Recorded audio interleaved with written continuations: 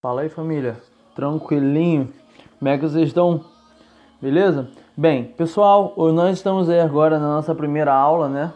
Nosso canal no Telegram, Mate Bisurada, certo? Nossa aula aí que nós fizemos a enquete e caímos em funções, certo? Hoje falaremos sobre tipos de funções, falaremos sobre funções inversas e compostas, falaremos sobre domínio, contradomínio, imagem, falaremos sobre tudo de função, seguido de uma listinha de exercício muito maneira que eu fiz preparado só para vocês, tá? Eu fiz pensando nesse grupo, eu fiz especificamente para vocês, não é uma folha que eu tenho a mais, nada disso. Eu fiz hoje essa folha para vocês, beleza? Pessoal, bem, nossa aula de funções hoje nós vamos ver alguns tópicos, beleza? Não é um tópico muito corriqueiro no Enem, na UERJ, tá? Já caiu na UERJ, na específica, e nós vamos ver qual foi a questão que caiu. Tem na apostila não, na lista, coloquei na lista a questão. Vamos ver também a nível ESA, a nível EAR e também a nível oficial, beleza? Peguei algumas questões, se eu não me engano, a questão dos PSECs, também pra gente fazer. A lista vai ter questões de oficial e também questões da ESA e da EAR, beleza? Tô tentando aí abranger a galera. O que acontece? Na quinta-feira eu vou postar um vídeo também fazendo só que das resoluções das questões que eu vou passar para vocês hoje, beleza? E é assim que a gente vai caminhando, vamos escolher um tema que provavelmente semana que vem vai ter a ver com geometria analítica, né? Que foi o segundo mais votado. E aí nós vamos dar seguimento.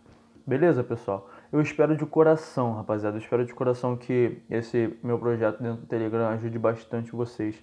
Tô criando com o coração aberto, 100% gratuito. Tá me gerando, tá me sugando tempo, mas eu tô fazendo realmente com o coração aberto. Espero realmente que ajude vocês. Caso vocês precisam de ajuda, me procurem no privado, sem problema nenhum, pode me chamar, eu não me incomodo. No momento que der para responder, eu vou responder. Se eu não tiver como responder no momento, vocês vão ficar lá e depois eu vou ver e assim que puder eu vou responder. Beleza, pessoal? Então, qualquer coisa, só me procurar. Bem, pessoal, seguinte, vamos lá. Vamos, dar iniciação aí à nossa parte teórica de funções, então. Beleza? Bem, rapaziada, nós sabemos que na minha parte de funções, deixa eu só colocar aqui no silencioso, pronto. Na minha parte de funções, nós começamos a analisar as funções a partir de uma situação. Eu tenho um valor que gera outro valor. Assis, como assim? Vamos pensar que nós temos um valor de distância, por exemplo. Vamos dizer que nós estejamos no Uber, certo? E o valor da distância, dos quilômetros, da minha casa até a casa do fulano de tal, é uma distância em quilômetros, em metros, seja o que for. E um valor determinado na distância gera um valor em dinheiro, correto? Então, por exemplo, se eu vou percorrer 2 quilômetros, eu gasto, vamos dar exemplo, tá? 10 reais. Se eu percorrer de repente 4 quilômetros, eu gasto já um pouco a mais, né? Quanto maior a distância, normalmente o Uber fica mais caro. Então, a gente acaba tendo essa situação, um valor que por conta de eu mudar ele ou por conta de ele existir, acaba tendo um valor em outro tipo de unidade, né? No caso da distância, acabou gerando um valor em relação a dinheiro, beleza? O pagamento, tudo mais. E é essa situação que nós vamos ver aqui. Vamos dizer que nós tenhamos aqui, no nosso conjunto X, nós temos aqui, ó, 1, 2, 3 e 5. Nós temos 5 valores. E aí no conjunto Y, no outro lado, nós temos 2, 5, 6, 7, 8 e 9, né? Eu coloquei até uns valores a mais. Vamos dizer que eu saia do 1 e encontre o 5. Então, beleza. Então, para que eu tenha, eu percorra 1 km, eu vou gastar apenas 5 reais, certo? Que eu saia do 2 e percorra até o 6. Então, se eu percorro 2 km, eu vou pagar apenas 6 reais. Que eu saia do 3 e percorra até o 7. Safo? Então, se eu percorro 3 km, eu pago 7 reais. E que eu saia do 5 aqui e percorra até o 9, né? Então, se eu percorro 5 km, eu vou pagar 9 reais. Então, isso que vai ser a ideia da função. A função em si, ela vai ser isso, certo? A saída do valor de x para y. Um valor que eu tenho em x que faz gerar um valor y, beleza? Bem, vamos entender quem é o domínio, quem é o contradomínio e quem é a imagem. O domínio, como eu escrevi aqui para vocês, é o conjunto das x's, ou seja, esse meu conjunto x que eu tenho aqui na esquerda vai ser o meu domínio, o conjunto de todos os x's. Então eu posso falar para vocês que o domínio, que eu vou apelidar de D, coloquei aqui embaixo, vai ser o seguinte: todos os valores de x. Então vai ficar 1, 2, 3 e 5. Então eu posso falar que o meu domínio é o conjunto 1, na verdade não é menos 1, né? É 1 só. Vou colocar bonitinho. 1, 2, 3 e 5. Esse é o conjunto domínio. Conjunto contradomínio é o cara que está no outro lado, certo? É o cara que vai ser oposto, oponente a ele. O contradomínio, então, não vai ser o x, vai ser o y, certo? Então, o y é todos esses valores numéricos que eu tenho aí, ó. 2, 5, 6, 7, 8, 9. Beleza? E a imagem, Assis? Quem vai ser a imagem? A imagem é um conjunto que a flecha alcança. Percebe? Essa nossa flecha azulzinha aqui alcançou quais valores? O 5, o 6, o 7 e o 9. Ou seja, você está me falando que o conjunto de imagens são apenas esses valores que eu saio do x e encontro um valor em y? Exato, é exatamente isso. Então, posso falar que o meu conjunto imagem, nesse caso, é 5, 6, 7 e 9. O S, o 8 e o 2 não entram? Não entram porque eles não tiveram os valores que eu tenho em x que vai acabar gerando um valor em y. Pô, Assis, mas se eu tivesse ali, por exemplo, eu estou observando que eu sempre vou aumentando 4, né? Do 1 para o 5, 4, do 2 para o 6, 4, do 3 para o 7, 4, do 5 para o 9, 4. Se você tivesse ali um 4 no lugar do x, aqui, vamos dizer, 4, eu geraria um valor em 8, certo? Sim. Mas eu tenho um valor em 4? Não. Foi um conjunto que eu dei, tá? Não vai ser exatamente os números bonitinhos, não. Então, acaba tendo. Como não tenho 4, acaba tendo 8 como um número que vai ser fora da imagem, beleza? Nós podemos escrever isso de outra forma também, né? Esse meu domínio são os x's contra o domínio y e a imagem é o f de x. Importante ressaltar, percebe que o conjunto imagem ele está dentro do y, certo? O conjunto imagem está dentro do meu contradomínio. Eu sempre posso dizer para vocês que o conjunto imagem está contido, lembra do Czinho, né? No conjunto do contradomínio, beleza, pessoal? Isso aqui é importante, essa notação, porque pode aparecer algo em relação a esse tipo de análise. Safo? Beleza. Assim, outra coisa, eu posso falar que todos os meus f de x, certo? Todos os meus valores da função estão y, sim. Em muitos momentos, quando nós vamos analisar a função, nós vamos perceber que eu posso até ir além. Falar que todo e qualquer f de x vai estar em y. Observa, que é o fato de ele ser contido. Então, eu posso até falar que o meu f de x é igual a y. Beleza? Mas para 2 e 8, que não vão estar dentro do domínio, não vai ser. Tranquilo? Bem, Assis, eu acho que eu entendi como vai ficar essa ideia. Uma outra coisa, uma anotação que nós vamos precisar ver. Para o x igual a 1, nós tivemos o y valendo 5, certo? E nós conseguimos escrever isso nessa anotação. Por quê? Quando o x foi igual a 1, o y valeu 5. Não é isso?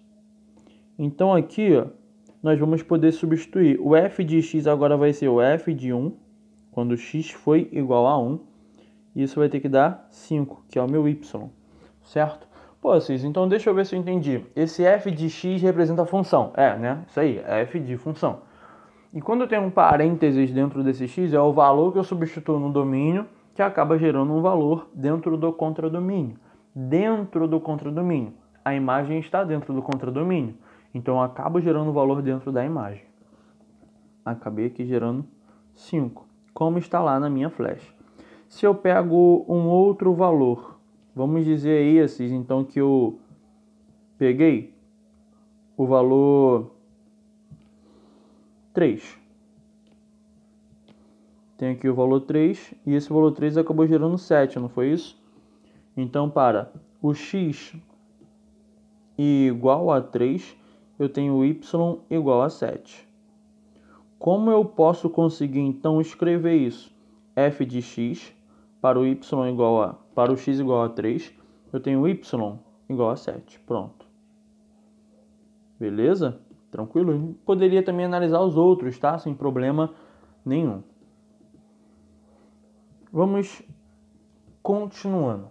Vamos conversar agora sobre as restrições do domínio. Cara, as restrições do domínio acho que é uma das partes mais legais da função, que tem muita gente que se embola, que tem medo e acaba, por conta disso, cara, vamos dizer que perdendo questão de bobeira. Eu só tenho 3 casos nas restrições do domínio. Primeiro, f de x igual a raiz de a. Essa minha raiz, ela pode ter o seguinte: ela pode ser raiz quadrada, raiz quarta, raiz sexta, qualquer um. Portanto, que esse meu n seja par. Assim, se for raiz cúbica, não vai ser aplicada. De novo, se for raiz cúbica, se for uma raiz ímpar, ela não será aplicada, beleza? Só vai funcionar para índices pares. Pronto, escrevi par mais bonitinho aí. Safo. Beleza, entendi. Se eu tivesse então esse caso aqui, ó, f de x igual a raiz quadrada de x menos 2.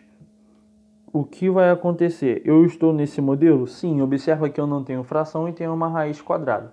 O que vai precisar acontecer para que essa restrição exista? O meu a, ele tem que ser maior ou igual a zero, beleza, pessoal? Então, toda vez que vocês se depararem com esse meu primeiro caso, o a, que é a parte de dentro da raiz, ele tem que ser maior ou igual a zero. Portanto, eu vou ter aqui agora o meu a aqui dentro, não é isso? E ele vai ter que ser maior ou igual a zero. Então, eu tenho o seguinte: x menos 2 tem que ser maior ou igual a zero. Passo o menos 2 para o outro lado. Então, x é maior ou igual a 2. Safo? Tranquilo? Então, nossa primeira parte do primeiro caso morreu. Agora, nosso segundo caso. Eu vou ter o seguinte: agora eu não tenho uma raiz, porém eu tenho uma fração, Assis. E aí, como vai ficar essa situação? Vamos ver. Então, tem uma fração aí, não, f de x igual a uma fração a sobre b. O que acontece? Eu não posso ter o seguinte: um denominador igual a zero. Pensa aí, eu tenho 5 reais e vou dividir com os meus amigos. Se eu tenho 5 e vou dividir, vamos dizer que eu não tenho amigo assim, eu sou sozinho, solitário, ai meu Deus, coitado. Eu tenho 5 e vou dividir para zero, se eu não tenho amigo, como eu vou dividir para zero?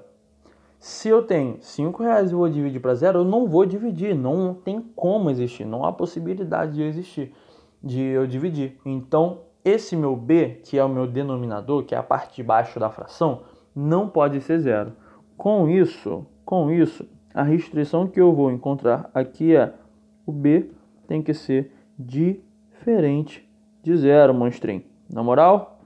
Então, b é sempre diferente de zero quando eu só tenho um tipo de fração. Assis, me mostra isso em uma questão que pode aparecer? Claro, pô. Eu tenho isso aqui, ó, um f de x é igual a x dividido por 3x mais 5. Eu tenho uma fração aí onde o meu b, que é a parte de baixo, tem que ser diferente de zero, não é isso? Então, portanto, eu terei que 3x mais 5 vai ser diferente de zero. Pô, Assis, é diferente, não é igual. O que eu vou fazer? Resolver da mesma forma que a equação. Esse 5 que está positivo vai para o outro lado negativo. Agora esse 3 que está multiplicando vai para o outro lado dividindo. Então vai ficar x diferente de menos 5 sobre 3. Então eu tenho o seguinte: o x vai ser todos os valores, pode ser qualquer valor, menos 5 sobre 3, safo? Assim como aqui, nesse meu primeiro caso, né, eu encontrei x maior ou igual a 2. Como eu posso escrever isso em notações? Eu tenho x pertencente aos reais, tal que o x tem que ser maior ou igual a 2, né? Ou seja, do 2 em diante. Aqui vai funcionar da mesma forma, eu posso escrever x pertencente aos reais, tal que x tem que ser diferente de menos 5 sobre 3. Safo? Beleza, Cis, eu consegui compreender essa ideia. Vamos ver o terceiro caso. O terceiro caso, eu tenho f de x igual a raiz quadrada de a sobre b. E aí, Cis, como é que vai ficar? Eu vou unir as duas ideias, beleza, pessoal? Eu vou unir a ideia do primeiro caso com a ideia do segundo caso. Eu teria aqui uma fração? Terei uma fração. Então, eu sei que o b tem que ser diferente de zero, beleza? E eu também tenho uma raiz, não é isso, Assis? Eu tenho uma raiz. Então, se eu tivesse que ter uma raiz aí, ó, com n ali, e o n também terá que ser par. Estou escrevendo isso fazendo questão, para que vocês não esqueçam, beleza?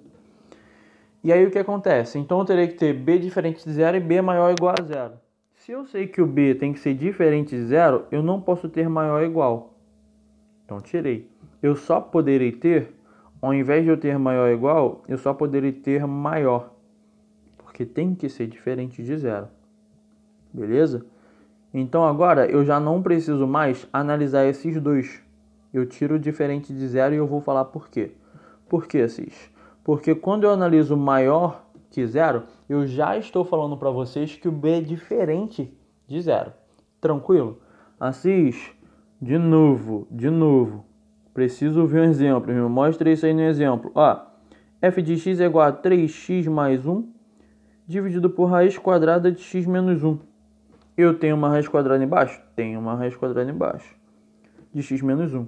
E isso tem que ser o quê? Maior que zero. Portanto, eu tenho que x menos 1 é maior que zero. Passo 1 para o outro lado. X é maior que 1. Cara, tem questões da IA que, por exemplo, nesse meu primeiro caso, que ele bota assim, f de x é igual a raiz quadrada de x menos 4. E você tem que x menos 4 é maior ou igual a zero, né? Por causa do a maior ou igual a zero. Passa para o outro lado, acabou, irmão. Bem tranquilo. Tranquilo? Tem questões da ESA também que funcionam dessa mesma forma. Questões da SpaceX que às vezes só colocam uma equaçãozinha mais chata, mas funciona da mesma forma. Só fica atento que se de repente ele colocasse assim para vocês, ó, f de x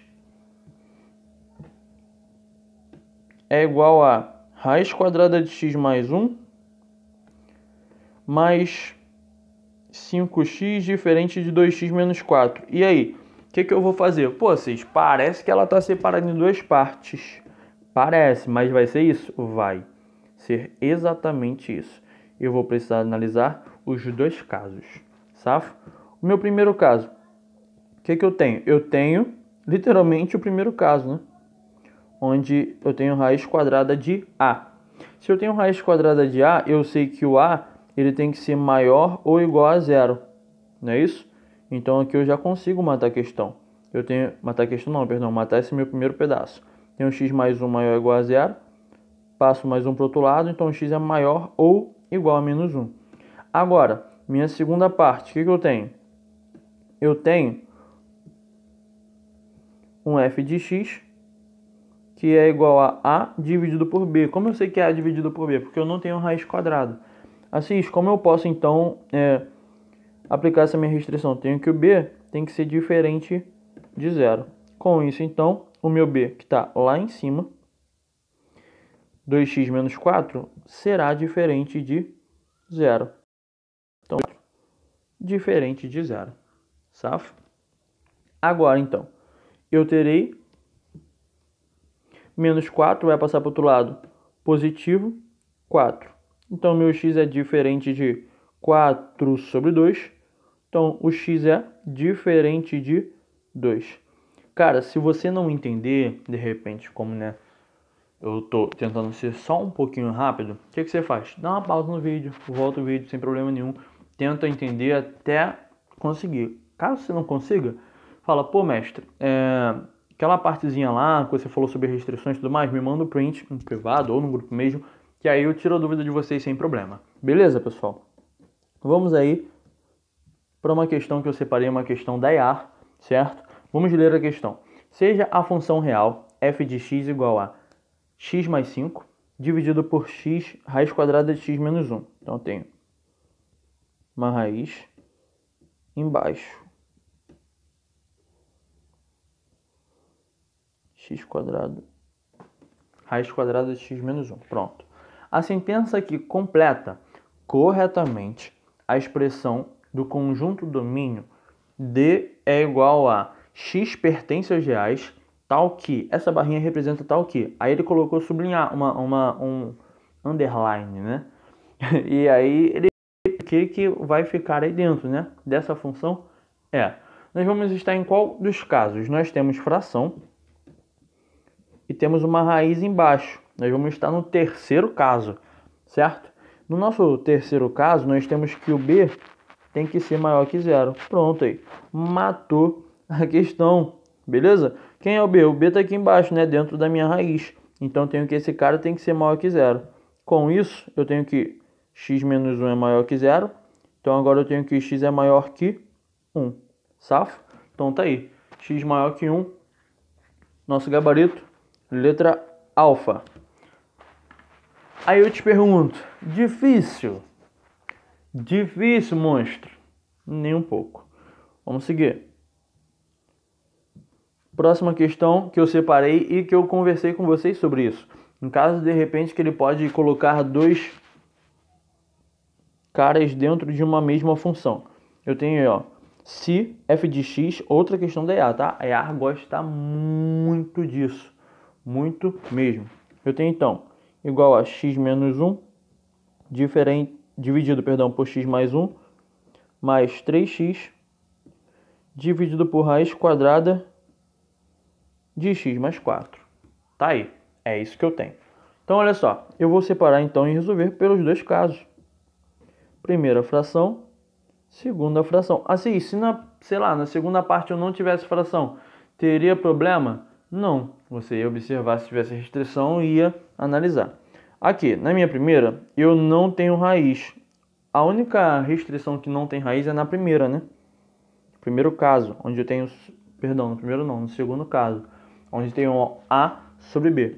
Quando eu tenho um A sobre B, o B tem que ser diferente de zero. E na segunda, Cis, como vai ficar?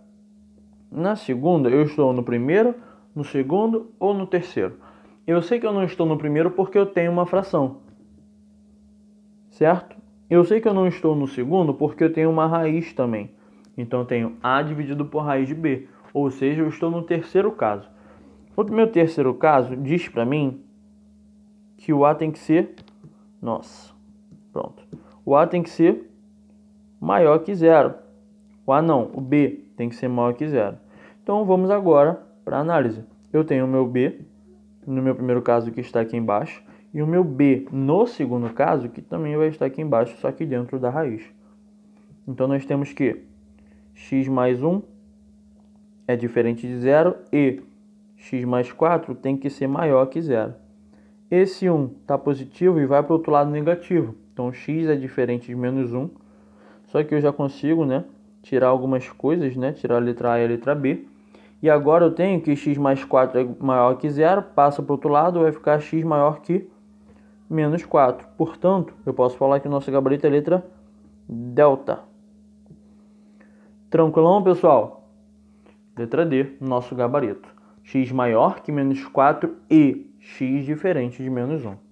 Safo? Vamos lá. O valor numérico da função. O que vai acontecer? Você vai ter uma lei da função qualquer, tá?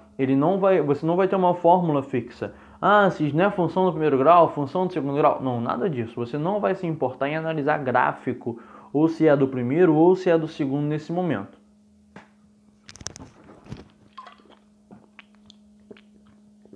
Beber uma aguinha aqui. Então, ó, o que você vai analisar? O valor numérico, ou seja, a substituição no valor do x. Vamos analisar, então, esse nosso primeiro caso. f de x igual a 5x mais 1. E aí eu quero f de 2. Se você tem lá o f de x igual a alguém, e aí você quer descobrir o f de 1a, certo? Você percebe que no lugar do x anteriormente, quem entrou foi o a, não é isso? Então nós teremos que substituir dentro da nossa lei da função o x igual a a. Vamos observar que antes nós tínhamos o x aqui. E agora colocamos o 2. Ou seja, para que nós achemos esse valor do f de 2, ou seja, x igual a 2, nós vamos ter que substituir na lei da função. Então vai ficar 5 vezes o x, que agora vale 2, mais 1. E aí nós vamos para a expressãozinha numérica normal, né? 5 vezes 2 vai ficar 10, mais 1, 11. Beleza, pessoal? Agora, na parte de baixo, eu tenho agora o x igual a quanto? X igual a 5. Então vai ficar o seguinte, 5, que é da lei da função, do exemplo que eu dei, vezes agora o valor do x, que está como 5, mais 1. 5 vezes 5 vai ficar 25, mais 1 vai dar 26, monstro. Safo? Então, substituição do valor numérico, direto. Só toma cuidado, porque, por exemplo, se ele aparece com isso aqui, f de x mais 3, sei lá, cara, igual a x menos 5. E aí ele pede o f de 2. Monstro, provido de sabedoria do céu, você vai pegar e vai substituir o 2 no lugar do x? Não! Repete, fala, não mãe, não mãe, isso. Ó, o que você vai fazer? Você vai pegar esse 2 que está dentro do parênteses e vai substituir no cara que estava dentro do parênteses, que nesse caso é x mais 3. Com isso, você teria que x mais 3 deveria ser 2.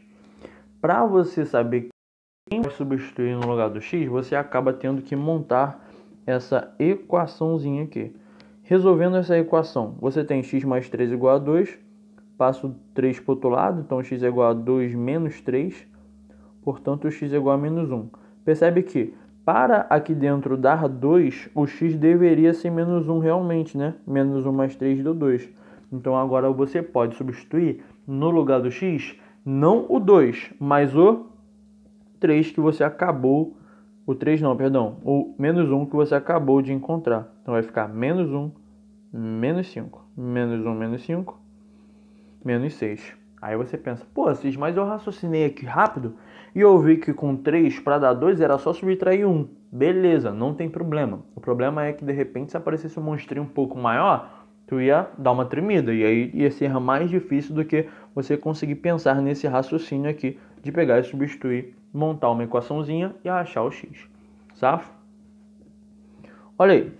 Por exemplo, eu tenho aí, ó, f de x mais 5 igual a 3x menos 2. Determina f de 10. E aí, eu quero pegar e colocar o x igual a 10 e acabou? Não, pelo amor de Deus, monstro. Quem está dentro do parênteses agora é o x mais 5. Então, esse cara tem que ser 10, não é isso? Então, eu tenho que, se x mais 5 é igual a 10, passa esse 5 para o outro lado. Eu tenho que x é igual a 10 menos 5. Então, logo agora eu tenho que x é 5. Agora que você tem x igual a 5, você vai poder substituir. F de 10 é igual a 3 vezes 10? Não! 3 vezes o x que você encontrou. 3 vezes 5. 3 vezes 5 vai ficar 15. Menos 2, isso aí vai dar 13. Então, nosso f de 10 seria 13. Na moral? Tranquilo, pessoal? Olha aí, questãozinha da ESA. Uma questãozinha que fala também sobre isso. Safo? Olha só o que a questão vai falar pra gente. Se f de 2x mais 1 é igual a x ao quadrado mais 2x, então f de 2 vale. Nós temos então isso aí, ó. O 2, que é o que nós precisamos substituir. Então nós temos que 2x mais 1 é igual a 2. Passa esse 1 para o outro lado, então tenho que 2x é igual a 2 menos 1. Logo, 2x é igual a 1. Então x é igual a 1 sobre 2, porque o 2 está multiplicando e passa para o outro lado dividindo. 1 sobre 2. Acabou, Cis? Não, monstro. Agora que você precisa encontrar o f de 2, vai ficar... Olha a função, não está x ao quadrado mais 2x? Só que o x agora vale meio, então vai ficar meio ao quadrado mais 2 vezes meio, safo? Meio ao quadrado, eu elevo a potência em cima e elevo a potência embaixo, certo? Então vai ficar 1 sobre 4. Mais 2 com 2 eu consigo simplificar, então só vai sobrar 1. O que eu faço agora? Se eu consigo resolver esse MMC, né? Esse quadro sobe multiplicando, então vai ficar 1 mais 1 vezes 4, 4. Tudo isso dividido por 4. 1 mais 4 vai ficar 5 sobre 4. E nosso gabarito, letra A, de animal. Tranquilo? Dúvidas? Questão bem molezinha, né? Pessoal, eu vou dar uma pausa agora e aí eu vou montar outro vídeo depois falando sobre os tipos de funções. Daqui a pouco eu tenho que dar aula aqui online e aí em um curso, e aí vou dar uma pausinha, mais tarde eu volto.